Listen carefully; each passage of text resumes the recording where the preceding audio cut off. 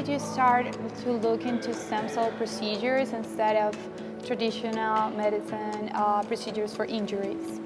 So I pretty much exhausted every avenue that was available to me in the States. After 37 orthopedic surgeries, I've tried Eastern medicine. At my home, I have ultrasound, I've got stem units, I've got EMI pad. I mean, I have anything and everything that you could possibly do modality-wise to decrease pain. And the only thing that as I did my research, was the only thing left that I thought had any validity to me would be stem cell. So I was lucky enough to meet David, and we talked, and then that really brought my curiosity up because he was so informed, and I started doing my research. And I have several doctor friends, so I was able to get what they had literature-wise, and of course I have my own longevity clinic that I'm a partner with down in Florida. And I started picking my doctor's brains, and they were saying that one of the biggest problems was, yes, they do MSC stem cell in the States, but the quality of the stem cell, because it has to be kept at minus 41 degrees, when they transfer it and then they transfer it into the saline, they don't have the process down. Mm-hmm. So there's a real good chance that you may go someplace and pay $12,000 for a stem cell injection, and you get no living stem cells. So I was guaranteed that these would be living stem cells that I was receiving. I was receiving I think my dosage for the time I was here was 220 million. So I mean, it was and that's unheard of in the States. And one of the options also in the States is they go into your hip, they take your own stem cells out. Well, why would I go someplace and have them take a 60-year-old stem cell out of me and put it back in my body, when I can have a day-old stem cell that's been, put in a petri dish and grown and taken care of, and everything. They make sure there's no bacteria. I'm getting the best stem cell I can possibly get on Earth. Why would I not come to Colombia and do that? So it was a no-brainer for me.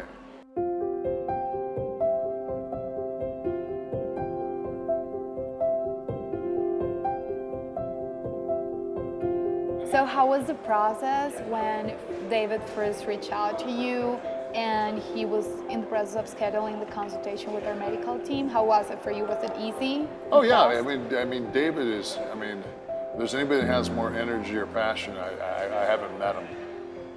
David was amazing, and he was very, it wasn't a day that we didn't talk. And then as we talked, we became friends.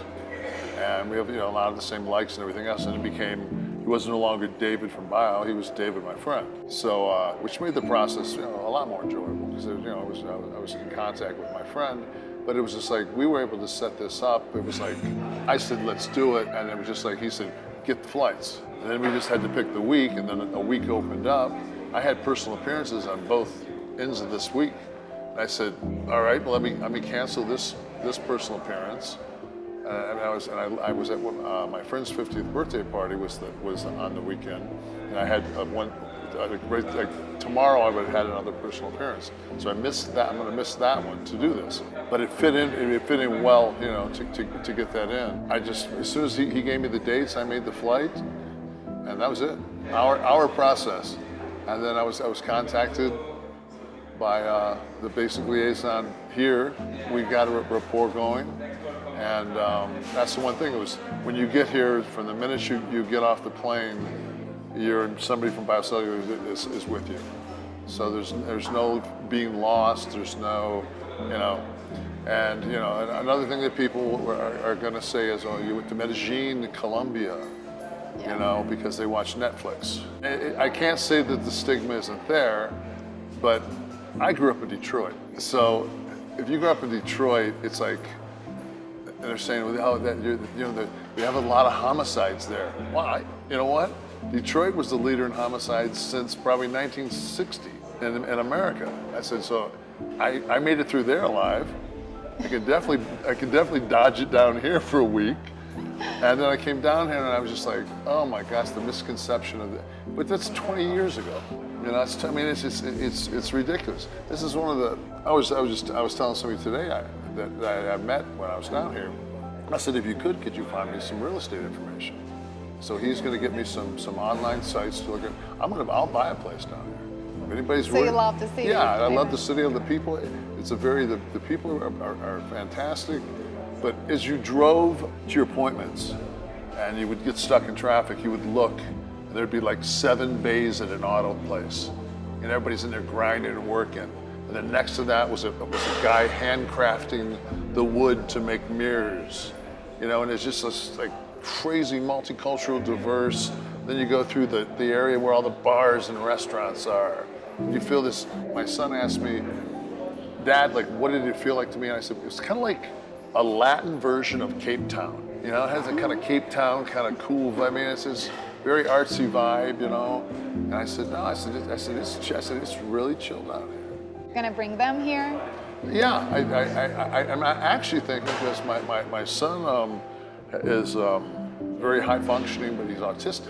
Mm-hmm. And my wife is having some autoimmune problems. Okay.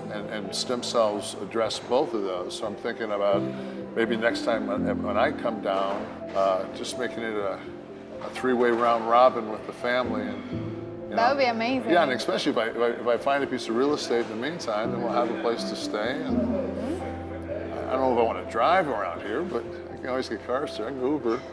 So, no, but it's I really have fallen in love with the city. Did you go out someday during the night here? Yeah, we went out a couple of times.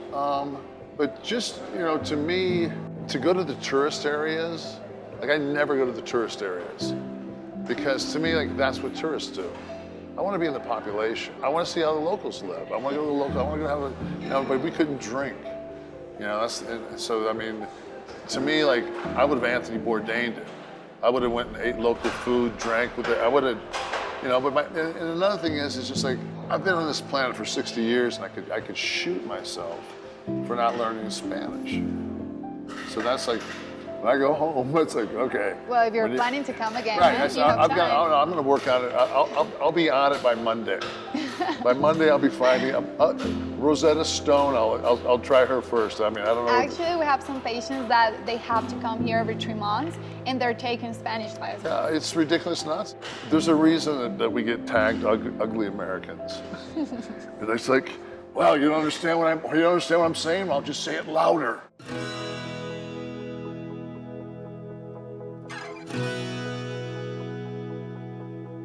What did you think regarding the treatment that you received, about the medical team, the nurses, the doctors? The first thing is the warmth of, I would call it the family.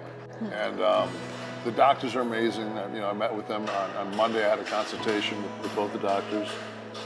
And the nurses, like everybody's, and you know, first day, of course, is always that nobody knows anybody. By about the 3rd day, like, it's, you know, it's kind of like you're part of the family.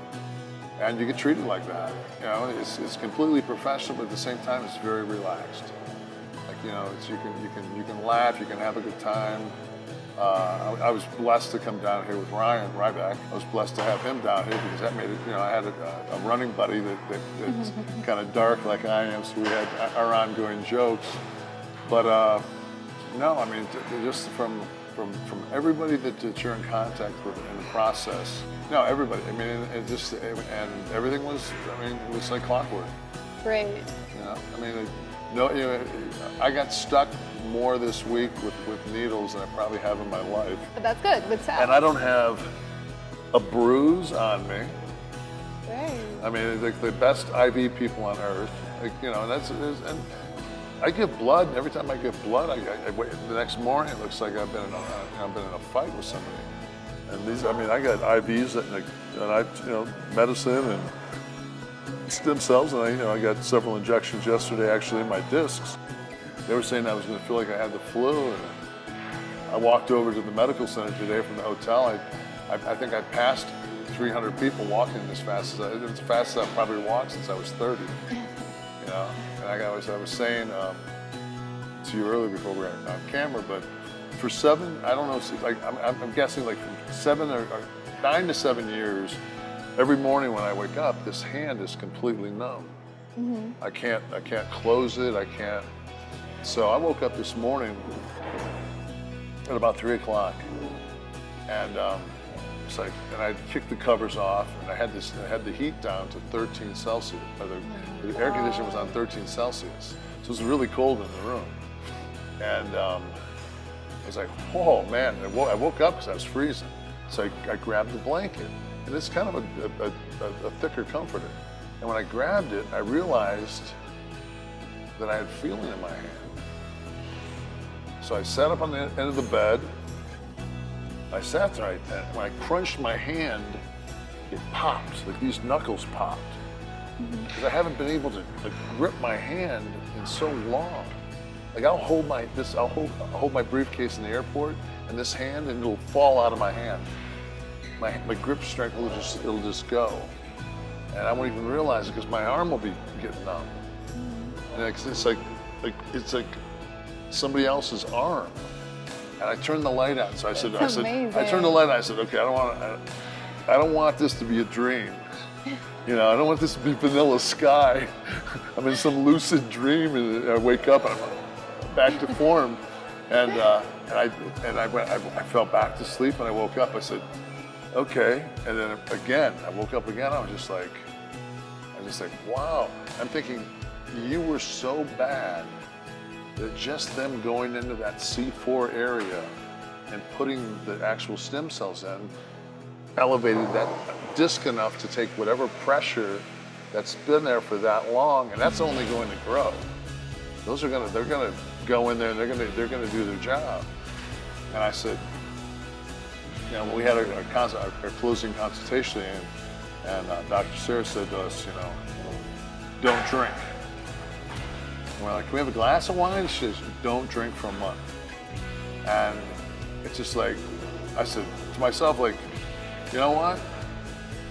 If you can't be disciplined enough for a month to just do what the doctor tells you to do, it's just like, I won't drink. This is more important than having a glass of wine. So it's been a miracle.